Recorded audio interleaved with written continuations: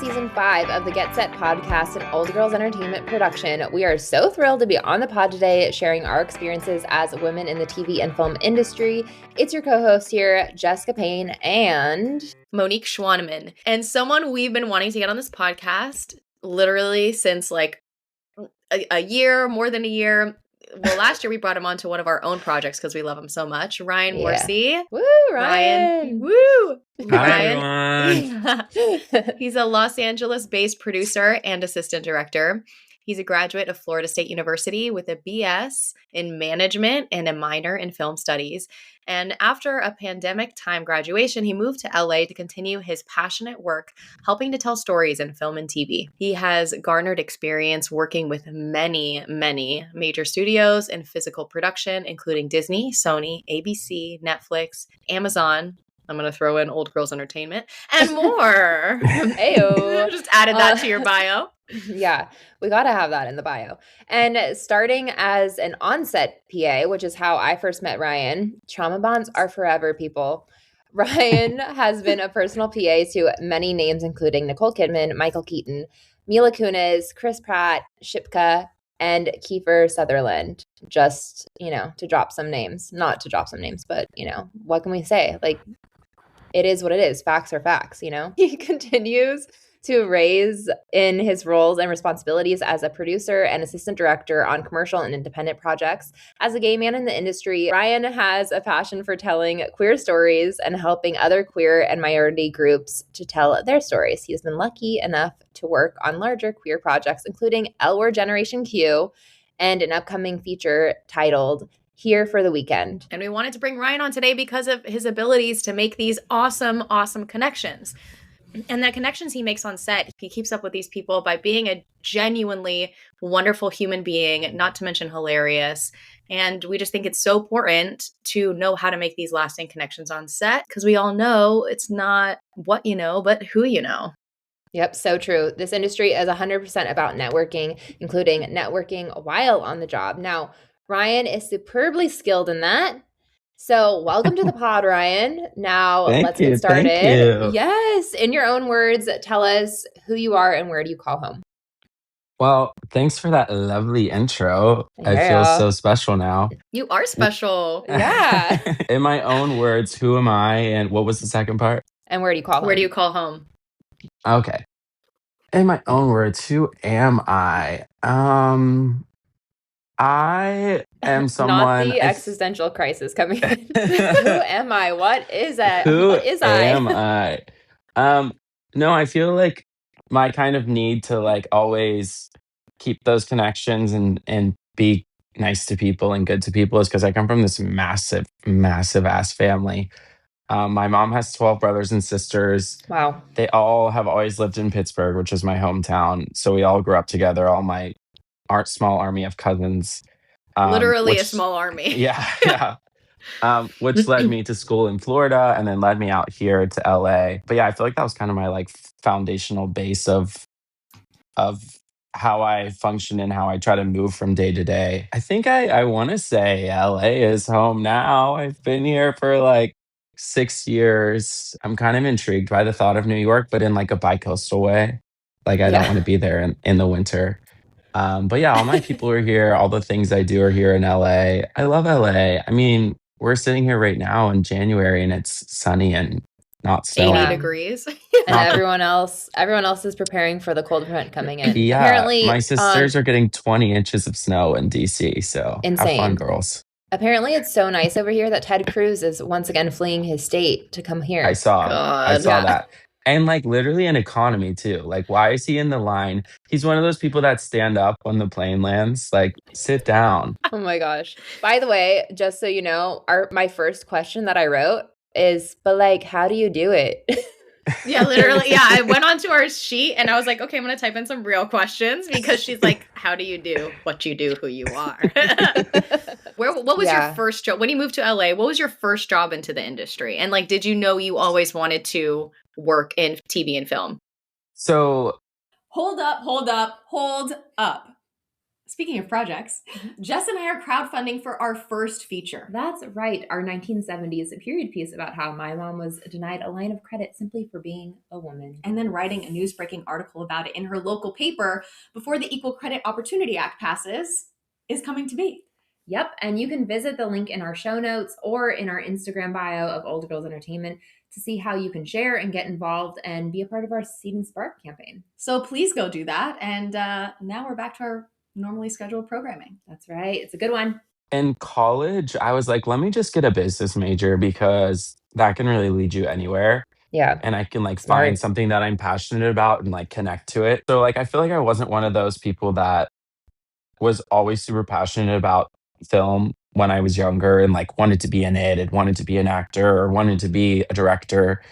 It's something that I kind of discovered in college, which led me out here. I think this summer before I graduated, I did this internship at this film festival called New Filmmakers Los Angeles, Hmm. and loved that. Love them to this day. They're still like very present in my life. It's actually going to be at Sundance next week. They have this filmmakers panel that they're running. I think I But saw yeah, that. that was Yeah. my first kind of gig, and the guy who runs that is a producer, so he kind of always likes to like figure out what his interns want to do and help them get there. So I went back to school after that, finished out, and then I came back out here with no job, and I was driving for Postmates for a little bit. And this was now 2020, so the height of COVID, the end of Oh, so 2022. you were making bank from So I was Postmates. literally making more on Postmates than people probably were in the industry. Yeah. People thought I was so silly for coming out here at that time, which maybe I was in retrospect.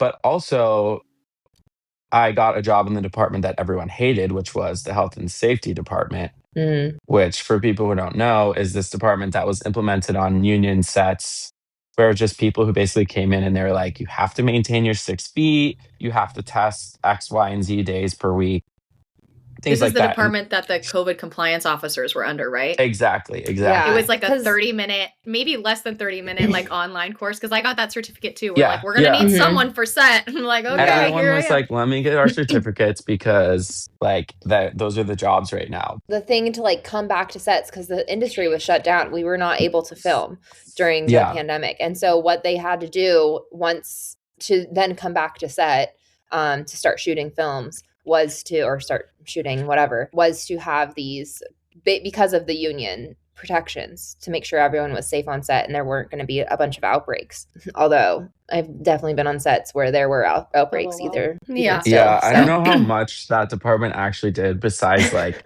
the testing was probably the only like legit thing. Yeah. But yeah, I have to say grateful because that got me on to my first movie, to Mhm. answer your question, Mo, out here post grad, like 2 months after I moved out. So I was really only doing Postmates for a couple months. And then I started on this movie as health and safety, which truly I feel like every job has just like rolled into it from there. I did Yep. one more health and safety job after that on an Apple TV show, I think. And then from there I started working in the assistant director or PA department, Mhm. which I feel like Jess and I met like soon after that, probably like maybe a year later ish. Jess was one of those people Maybe. that I like, we ran into each other for a while as Yeah. day players before we like actually were on a show together for a more consistent time. And we were like, Mhm. wait, let's be friends. We see each other like once a month for the past like year. Yeah. We enjoy But each yeah, other. that's kind of how everything came to be. But that's kind of how it works.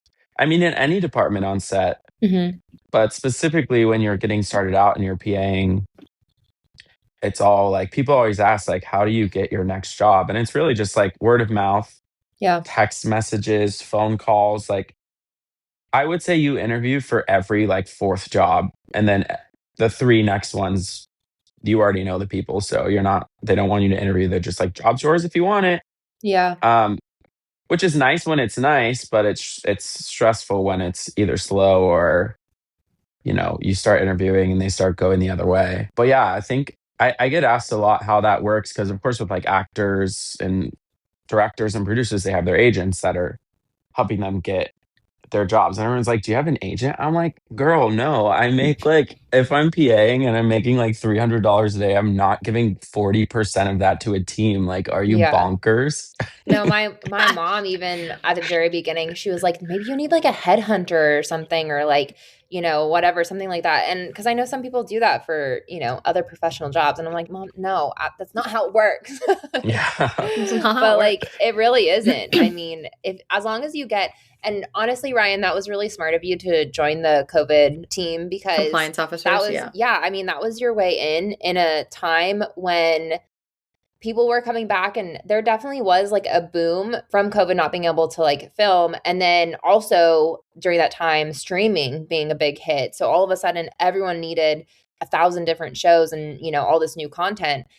But that being said, there were so many people out of work at that point because like that had been working. I found it really hard at the very beginning to actually even like get on a set. And two, I feel like once you're on a set, then people understand that you understand what a set looks like, because there really isn't anything like that in terms of like being on another job. It's so No. fast paced and very hurry up and wait. It's hard to kind of like mimic that again on the scale that these big productions are. But I don't know, just good job That finding your f- in.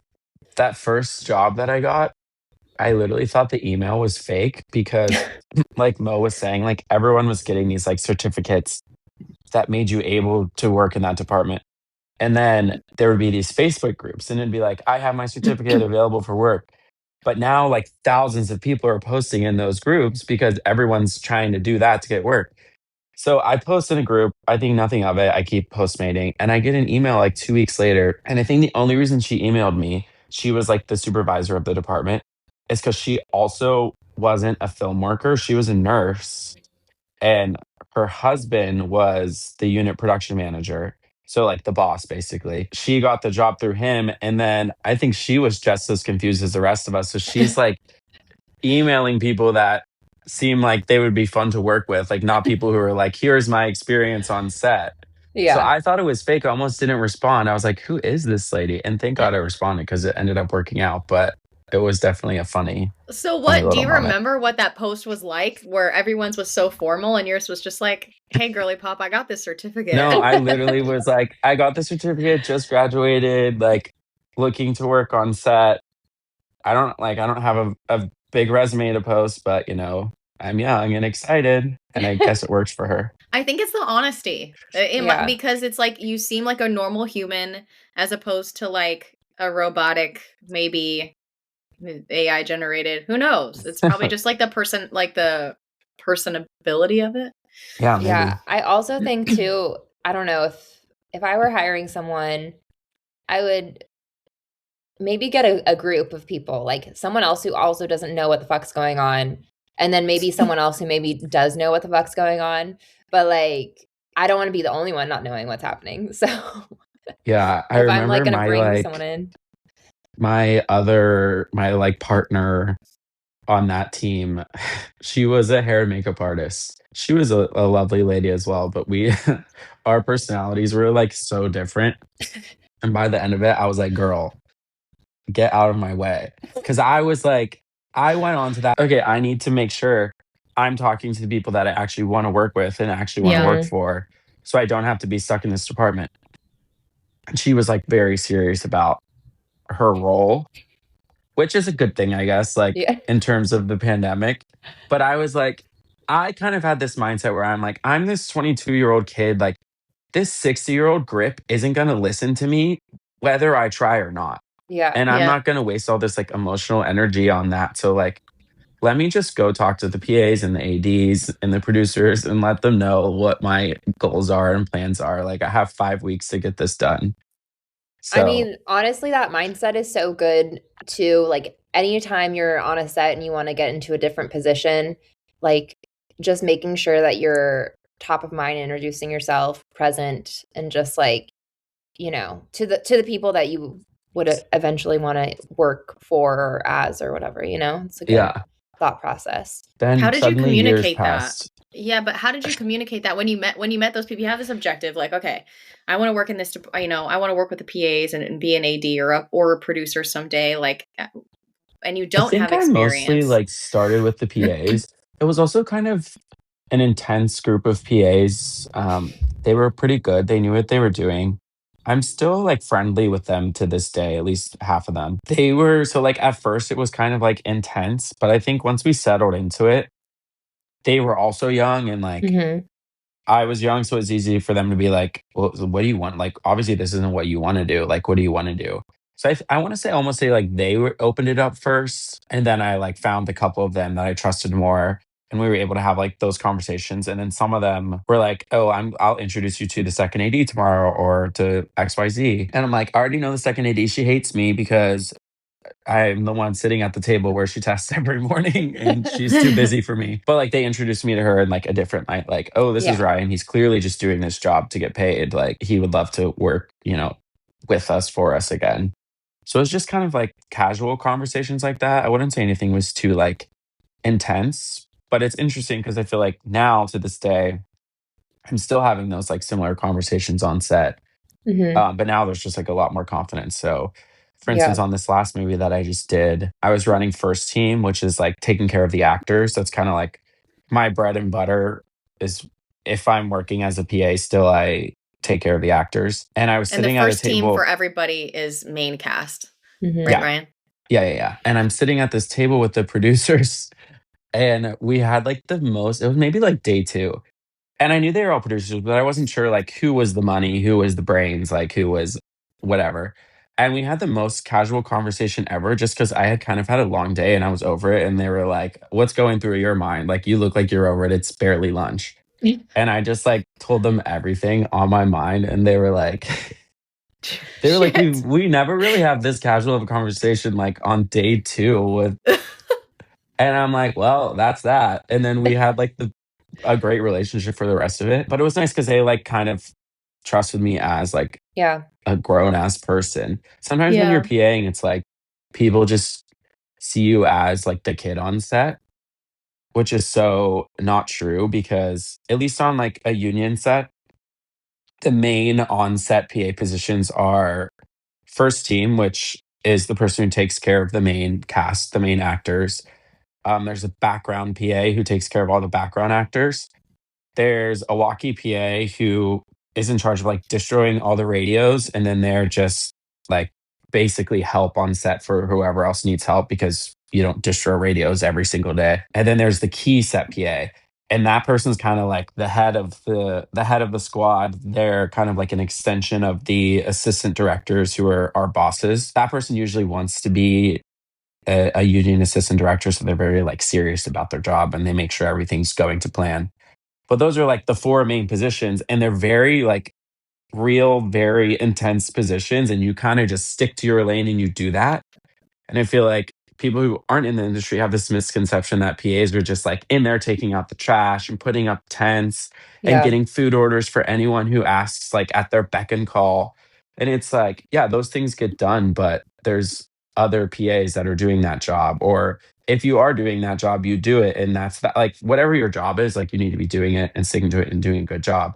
Mhm. But yeah, like it's just this funny misconception that like the PAs are kids. Cause it's like, no, I'm not. You wouldn't have me in charge of all of your main cast and all of your producers if you didn't trust me to do Yeah. that. Like you can't pull me off the street for that. Specifically No. when you're staff on a show, like yeah, you have like specific duties that you are taking in. And honestly too, those duties like they are day in day out. You have your routine, especially with like if you have background, it's like you're checking in the background, you're making sure they're going through the works, you're making sure they're on set on time, you're communicating with them and the ADs, and like you have your like there's literally a checklist that needs to be done every single time you have Yeah. people coming in. So I feel like I totally agree with that. Like, I mean, I think those who have worked in the industry a bit longer, they understand a bit more. And I think it also kind of depends on the ADs, like setting the tone, because I've had ADs where, especially like what they're saying on walkie, because the walkie is an open channel. Now the typically the walkie channel one is for the ADs to kind of like the first AD to communicate to everyone, but there's other people on our channel. It's not just us PAs who are on it. So if you have a first AD who's yelling at the PAs to hurry up and setting the tone of like, who are these kids? They're awful. Then that's, other crew picks up on that. But if you Yeah. have an AD who is like, hey, if these people aren't listening to you, then you need to tell me because you're an extension of me and my. Yeah, exactly. So and like in the AD department, and the AD department are the people running the set. So they're not necessarily the top of the top, but they're the ones like the managers of what's happening and going on that day. Yeah. So yeah, I No, hear you. that's such a good point. And Yeah. also when there is like a good AD who's setting a good tone, Mm-hmm. I think it's so funny when other crew members are like assholes to PAs because I'm like, in terms of producers and people who are in charge, they know us. Like, if I'm PAing on a set where I'm PAing, like they know me more than they know most of the crew because Yeah. once again, we're in charge of like the actors in the background and the day to day and the stats, like Mm-hmm. things that are more important to them than like if this light is put up correctly. Like Right. they've hired someone else to make sure the light's put up correctly, and now you're part of that team. So they don't know you as well as they know me. So don't be an asshole to me because Yeah. guess who I'm telling? Literally all the bosses. And I do it all the time. I'm so over it. I'm like a grown ass man, right? Yes. Like don't talk to me like I'm a kid. Like this one show that I was on, and it was one of my like first shows, so I was like slowly gaining my confidence. But the best boy electric, so this is like the second person in the electric lighting department. He was such an ass. And at first I thought it was just to me. But then this happened, I realized it was to everyone, so it was fine. But he was like having a bad day, and we were filming a sex scene. So like we do what we call a closed set. So it's Yes. like Mhm. all of the PAs and the ADs are closing the set down. So the only people allowed in there are the actors, the director, the intimacy coordinator, and the DP. Yeah. Like that's it. Maybe a head of department or something that if Yeah, they like have if to be there's like on a set light with them. gag Yeah. or something Mm-hmm. and they have to be in there, but it's like very bare bones.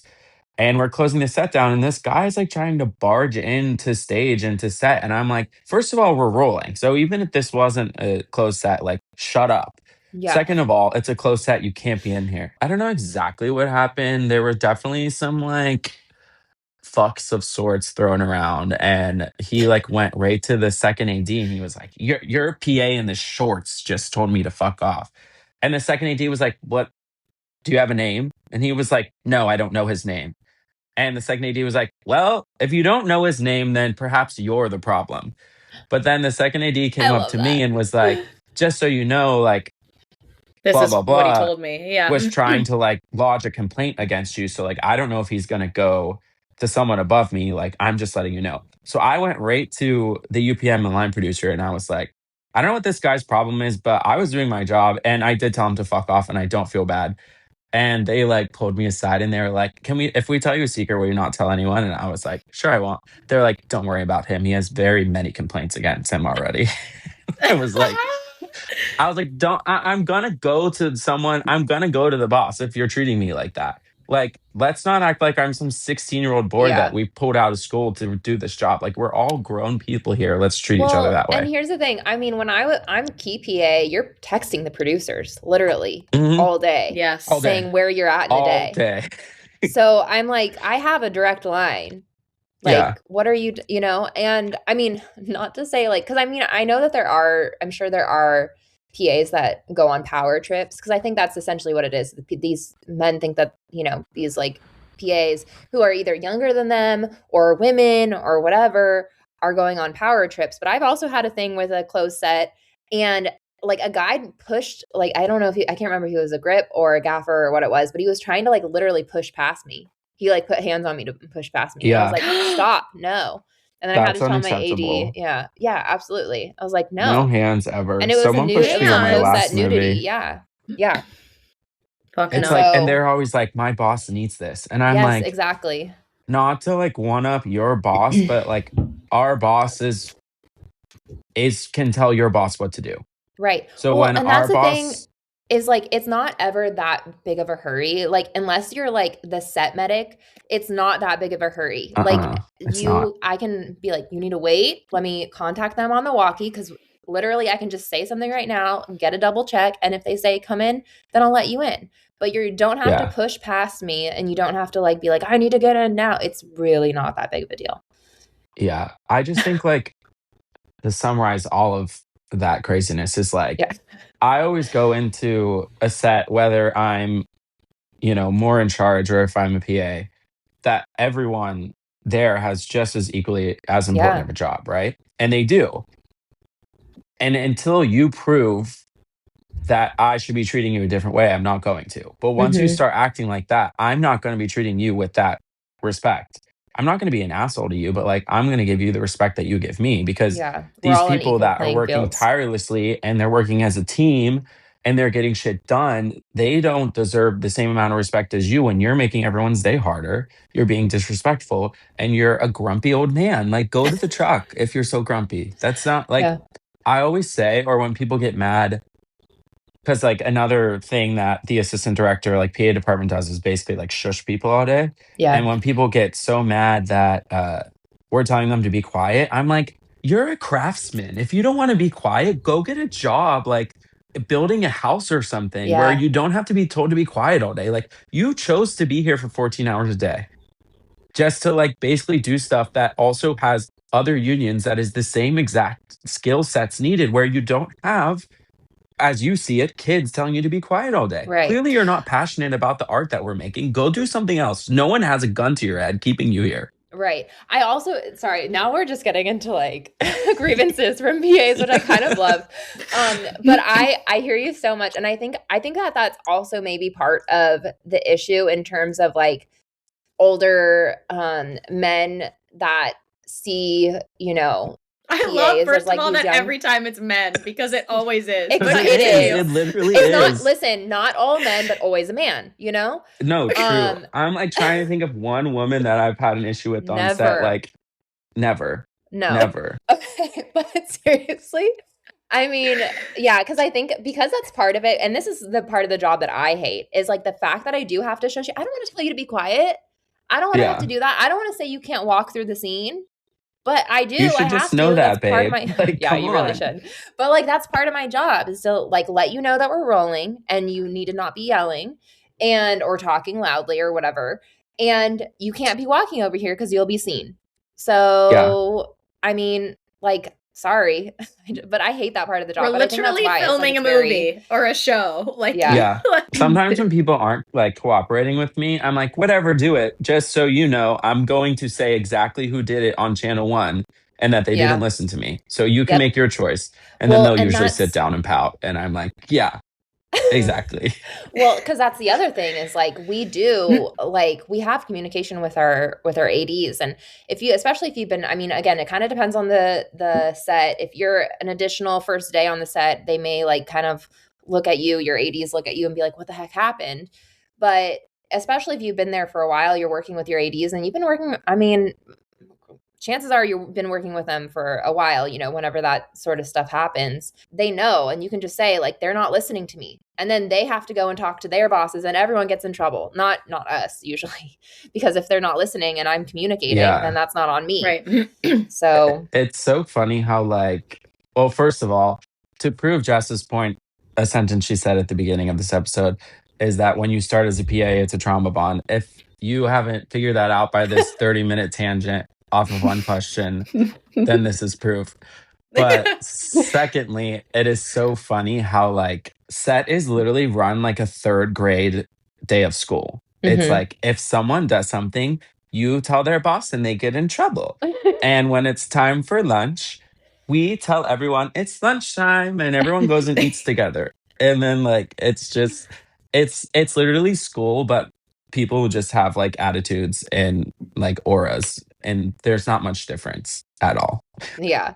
Maybe let's get off this tangent actually now. Yeah. Well, here's that the we've been thing. talking for 30 minutes. Yeah, but here's the thing. We've talked a lot about like what not to do. Don't be an asshole and listen to directions. Literally two things. Super Yeah. easy. Yeah. Easy. So let's talk about what to do. I know in the beginning of this, when you and Jess started your relationship on, building that friendship on set, you said like she was someone that you gravitated towards and vice versa. So what are some qualities that you look for when you're like, okay, I want to, maybe the goal is I'm making a new friend on set today, or I'm, networking with one person.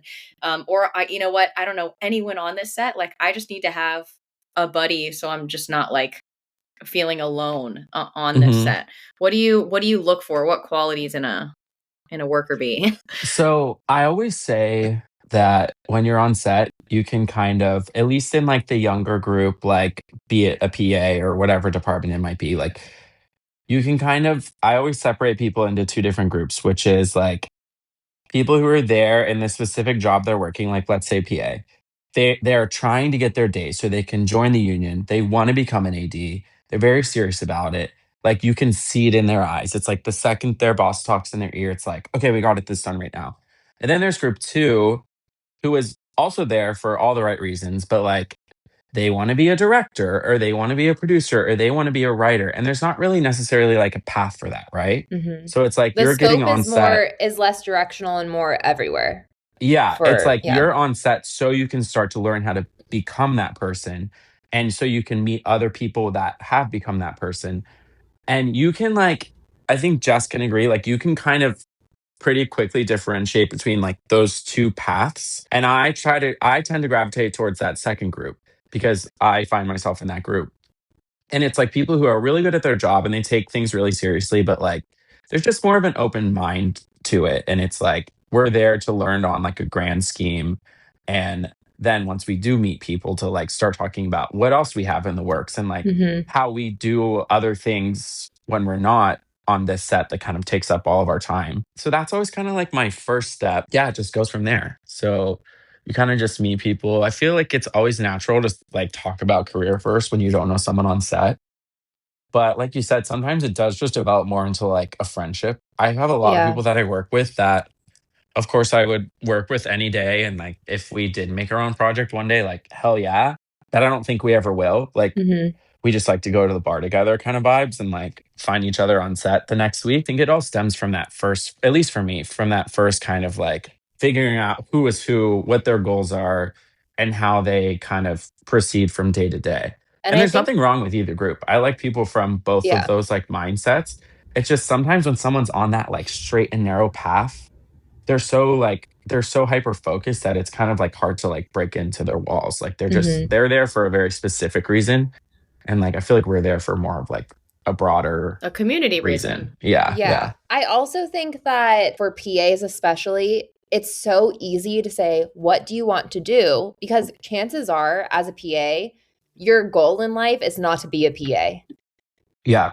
Like, you're going to either want to be an AD or go into a different department or whatever it is. But because it's such like a starting out position, it's so easy, whereas if you have like a props master or something, my guess is you're not going to be like, what do you want to do like with your career? And he's like, I'm fucking Yeah. doing it. Or maybe sometimes they're like, oh, I want to actually break into the writing room, but it's, it's harder to like, Yeah. more than likely their career goal is what they're doing. Whereas a PA, you're Yeah. just quote unquote starting out, which we all know that starting out it can be, 5-7 years, but As well with like the assistants and obviously not like the prop master or department heads, but I feel like a lot of times with like the assistants who kind of just got into their unions, they don't always want to be there. They've kind of like accepted that they could get into that union and then they get paid more. And then they can still, work on their outside goals of be it whatever, writer, director, producer. That also aids in like, not to change the subject, but something that can happen on set, which happens anywhere in life, is like you kind of get stuck in whatever job you're doing because that's where the work keeps coming. mhm. So if you do have that other goal, you have to like keep that in mind. I'm kind of actually this year, I'm kind of trying to focus on that. It's been kind of slow this year so far for me. And also like to put into words where I am in my career, because I feel like we've been talking about PAing a lot. In terms of like where I make my most money, it's still as an on-set PA on these like larger scale projects. Mhm. But that, allows me to produce, if it's a spec commercial or if it's a short, or like obviously we're in the shopping around stage of credit right We're now. featured So together. Yes. yay. Ryan's our co-producer. Right. Yay. Surprise. But yeah, it's like, I think that's why, kind of the point I was saying before, it's like you have to focus on those other things that you want to Yeah. do and also accept that like you need to make money. This year, I'm kind of trying to figure out where to bridge that gap because I do feel like I've just been saying yes to so many PA things that I haven't allowed myself so much time other than that, which is scary Mhm. because I'm like, I'm not doing anything but getting older. So yeah, I'm trying to figure out Says this the year of youngest like, one on the Says the Gen Z hire. yeah, I'm trying to figure out like how I can get to that next step. Yeah. And as comfortable as it is to like keep saying yes to these first team PA jobs, which are also fun and cool because it's like the amount of actors that I've worked with and I know on a personal basis for no other reason than like those jobs is really cool. And like they have helped me and like you do get to send them scripts and like sometimes nothing comes out of it, but sometimes you get notes and sometimes whatever, this and that. Like those connections are always going to be worth it. Like you can always get something out of that. Yeah, you just kind of have to keep that where that end goal is in mind and Mhm. try not to get stuck in like the present that is like, sure, I'll do this job. Sure, I'll do this job. Like someone Yeah. texted me yesterday and was like, can I give your name to this UPM for this like 5 month show? And I'm like, I still don't know if I'm going to say yes or no. Cause part of me is like, let me say yes. And then I can go and do some fun trips this summer and have like a little money. But then I'm like, then 5 months are going to pass. I'm going to blink. And like, all the other things I'm working on are still going to be sitting right where they were before. So I don't know. It's like there's no real answer, Yeah. but it's No, definitely that's something that I think a lot of people in the industry and a lot of people like where I am right now are dealing with and have to like yeah. figure out how It's to Yeah, so Jessica figure just it went out. through this like last year yeah. or 2 years ago. It's a really important conversation too and thing just to keep in mind because the other thing is work isn't guaranteed, right? So Hmm. like sometimes if you say no to a project, are you going to get work in the next month or something? You know what I mean? Like that's the Yeah. other thing You is like you could. do like you said, yeah, you could or you could, not get more work for another like substantial work for another, month or two and can you make rent? And it's very it's just a hard balance, but I will say this also just again and maybe that is why you connect with like the second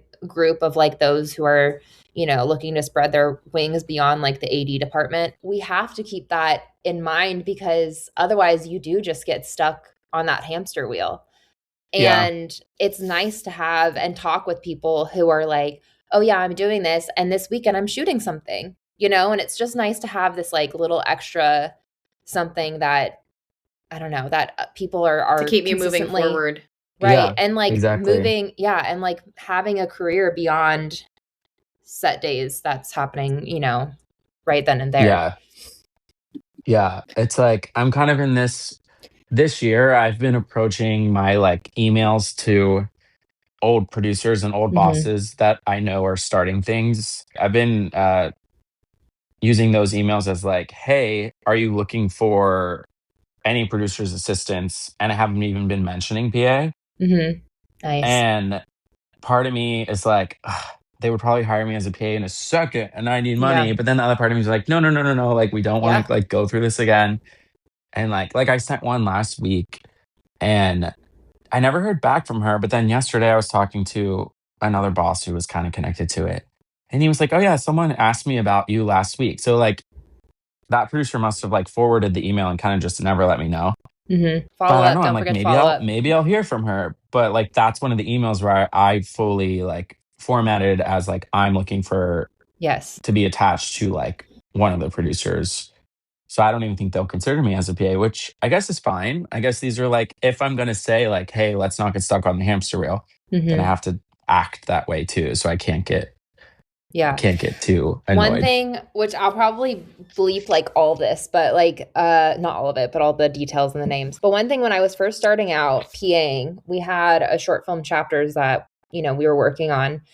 And I literally remember talking and he was like, and I was like, oh yeah, I have like a short film that's blah, blah, blah.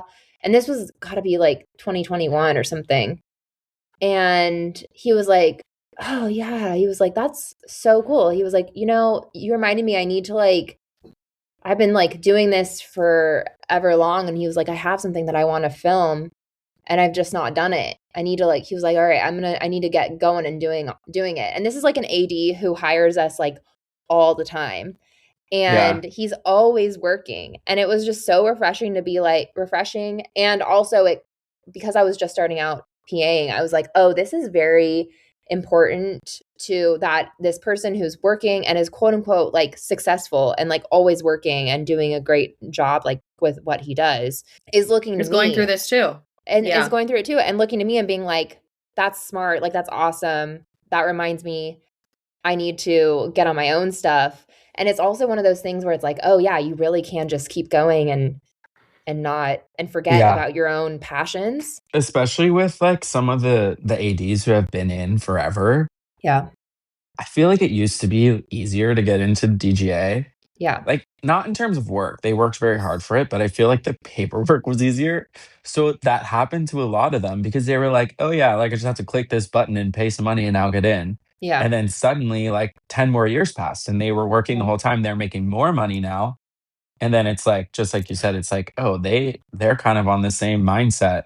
Right. They're just Well, and making then it another work. thing is it's sometimes now a little bit harder, I think, to get into directing roles because a pathway from assistant directing to like is to or a pathway to directing like television is working your way up on the AD chain to then get potentially an Yeah. episode. But that typically doesn't happen. Typically, I mean, there's exceptions. I feel like that typically would happen on shows that ran 10 plus years. If you were started out as a second, in the show season 1 and then season 5 comes along, you're all the way up to a first. And then, you talk with the producer about being a director, they know you now and it's like, yeah. So then you get, to work your way up to director, but Yeah, those long seasons aren't necessarily happening anymore. exactly. Or at least definitely not as frequently as they once were. So I think it's even harder for those who chose the path of AD to then become a director to get to that spot. I think also, and this is why it's important to like attach yourself to good producers or bosses or be it whoever. There's people that, and it doesn't matter like if you're young or old or where you are in your career, like there's people that hear your goals and they know your goals and they're like, how can I help them get Yeah. there? And then there's people that are like, they're so good at their job, it would Yeah. inconvenience me if they weren't doing their job. So I True. think that happens too. It's like you have these ADs that like would love to direct, but their producer doesn't want to lose them as the first AD because they've been doing that show for 5, 6 seasons and they know everyone, they know everything, it's smooth. And it's like, on one hand, like producer brain, I'm like, on one hand, yeah, that makes sense because that's like minimizing your problems. But on the other hand, I'm like, well, if you got to the top, like let's help someone else get there. And I think that happens with like assistants a lot too. It's like you can be attached to someone who will literally kick you like after 2 years if they know that you want to be a writer or you want to be a producer, like Hmm. they will kick you out. They'll be like, you can't work for me anymore. I'll help you. I'll try to get you in this writer's room or XYZ. And then there's other people that'll keep you for 30 years because you know exactly Selfishly, yeah. how they do their paperwork and exactly the temperature they like their coffee. So it's like finding that right person is also a good thing, which I feel Yeah. like is completely luck and it doesn't happen to many people. But What projects are you drawn to as a producer? I love just like easy, like indie feature, like, love stories, simple stories, good stories, nothing crazy. I don't want anything too crazy. I've No, done like too many action like packs. stunt action Yeah. shows, and I'm like, as fun as it is, like to step on set and see like a helicopter and 45 cranes and Oh 70 my other God. cranes and like That's so 200 stressful. Yeah. actors. Like it's cool, but I'm like, you have to be passionate about that Yeah. to care because it's so much physical and emotional labor no matter what you're doing on set. Like if you're the top dog or the bottom dog, like it is so much work. And like the payout, I feel like just isn't worth it once again, even if you're the top dog or the bottom dog. Now, different if you're like, you know, James Cameron and you're making $20 million. Yeah. But yeah, like he's passionate about it, so it doesn't matter. But it's like you Yeah. have to be passionate about that stuff, and I'm just simply not. I love a good simple story, a love story. Let's get a little sappy. Let's cry. Let's have something good happen. Let's have something bad happen. And then let's have something good happen Love again. it. And then the movie's over. Love Like it. 10 characters max, only like 4 main characters. Like, We check all the boxes. Yeah. Love it. and no wonder Except for why I maybe was the like, love story let's part, do but- credit. I mean, it's not a love story, but it has like the elements of Yeah, it of has that, really like, good relationships in it. caring. It's like, yeah, it's relationships and caring about people, and like, Yeah. that's the only reason the story moves forward is all the relationships, you know. Mhm. Yeah. Not to pitch our own Yeah, project on the back pod, to but us. yeah. Back to us. But yeah, so that's what I'm drawn to. Also, like the kind of indies on that, the couple million, like $2 to $7 million indies have been the most fun that I've had, because it's like you Mhm. still have a lot of money, Yeah. but in terms of Hollywood, that's like no money. But in terms of being just a real person that can figure it out, that's a lot of money. Mhm. And it's more of a team effort. Like when Yeah. you're actually on set, people seem to care about the outcome more. The director, I feel like, has more of a relationship with everybody making their Yeah. movie, and that just like results in a better movie, because it's like I actually know not only the prop master but their assistants, and they know the story, and they're here to help me make that story come true. I also know? feel like with indies, it's so nice because everyone just knows that they're like putting a little extra effort in, a little extra elbow grease in, and everyone's a lot more thankful to like everyone because it's literally anything that's happening. I mean, that's the same with like any set, but everyone's putting in as much as they possibly can, you Exactly. know? And so it's just, you know, that resources are a little bit more limited. And so everyone is just like putting in everything because they have to, you know? A- It's And nice. if it does well, it's like, whoa, our little Such $5 a much million bigger win. movie is a hit. Yeah. When I your mean, crew is I'm like 50 and not like 300, it just feels yeah, like you're like, oh, you feel like so much, I don't know, yeah. so much closer to everyone It's because like I you, actually camaraderie. sit and eat lunch with other departments, like just yeah. like the little things, you know? hmm Feels more Back to family like oriented. set being school, which it literally is. It's so like stick to the status quo. Like on bigger sets, if you're at lunch, like you seriously just sit with your department. And it's not that you don't know the other departments, of course you do, but it's like when it comes to like social hour, like you're just sitting with your group. No one really mixes. hmm But when you're on these indies and smaller projects, it's like it really is a team effort. And it's Yeah. everyone puts in that elbow grease for that outcome. And when it does do well, it's like it feels even better because it's like this $5 million movie. I mean, like for Honora, when Sean Baker won everything, he was like, our $6 million movie that could. Now, I did hear a rumor that they got a massive budget for marketing, so I don't really know Yeah. if it was a $6 million movie that could, but we're gonna let him live in his dreams. I actually just worked with the costume designer from Honora. Oh my god, I loved her so much. But hearing all of her stories about that movie, like they had such a fun time, and it was like it really was the movie that could. She was like, it was so scrappy at times, but like in such a good way. Like it would just be 4 of us. We'd go out with a camera and we would get what we needed to get, and then we'd run away. And I'm like, I love that. I love that like So this movie that did so well is fully operating like that. yeah, get us her contact so we can have her on the Yeah, I pod. want her on the pod. No. I'm literally texting Jessica that. Like, I want her No, contact. I will. Yeah. You're I gonna get it in love 2 her seconds. so much. What are your goals or like just to manifest something? Like, what do you want in the next upcoming years? And this can be like next year, this year, 5 years, 10 years. Like, what are the things that you're hoping to, Where do you see yourself? yeah, manifest and get to? So On set for credit, fully Yeah. funded. yeah.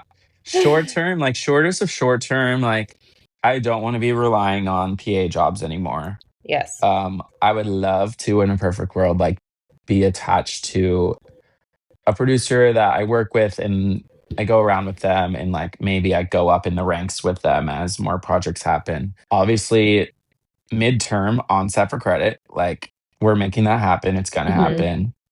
I believe in us. And long term, on your second movie and on your third movie and Yes.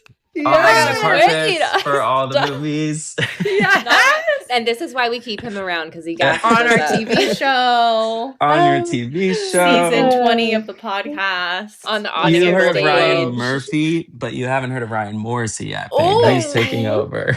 we love a Ryan Morrissey. It's an upgrade. Love it. What is do you have advice for people who, I mean, again, just thinking about making the lasting connections, like what is your biggest If they're go-to advice petrified. yeah, Yeah.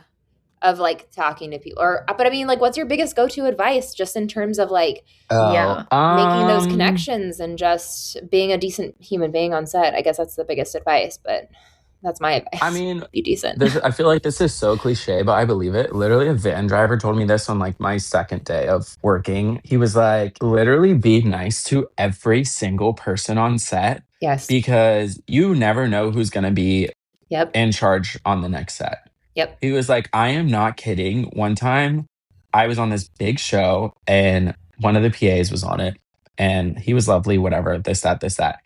And then 6 months later, I was on an indie movie and he was the director.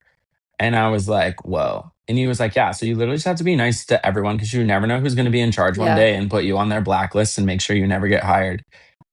So that's maybe my first one. Be nice to literally everyone. Unless, of course, they start being rude to you, then don't be rude to them, but just start ignoring them because they're not worth your emotional time or energy. And I don't know, if you're like so nervous to talk to anyone, I would say always start with the PAs. Like there's always the PA that will gab with Yeah. you.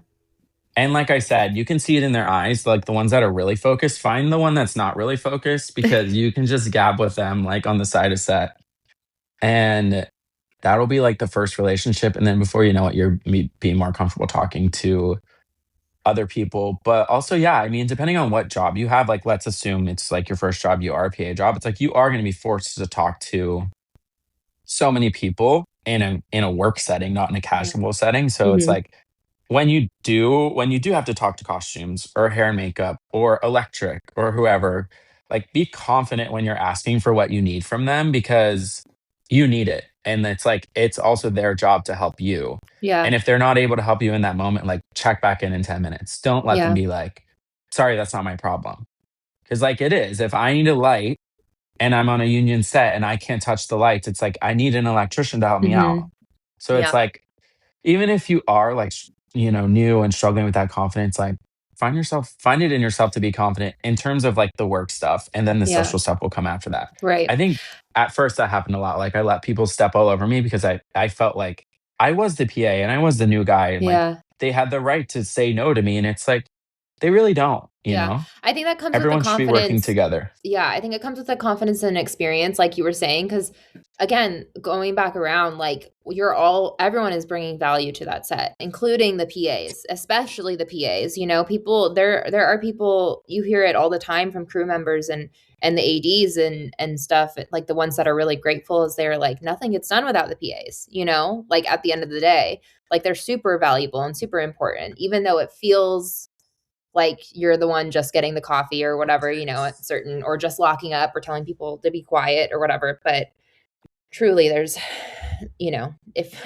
everyone's talking during the scene, you have to redo it. Yeah. And also, besides maybe the couple rude electricians that don't care, you're the one who everybody knows.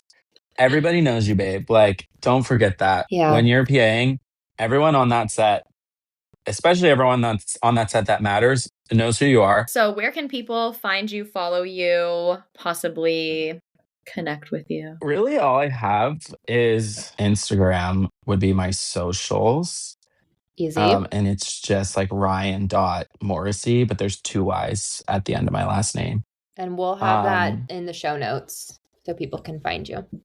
And other than that, that's like my main like social connect. He's gonna be on the pitch video for credit. Yeah, the girls have been literally gun to my head trying to get me to update my IMDb for like 6 months now. So don't look at that. It's a lie. It's a lie. I've been having technical difficulties with it.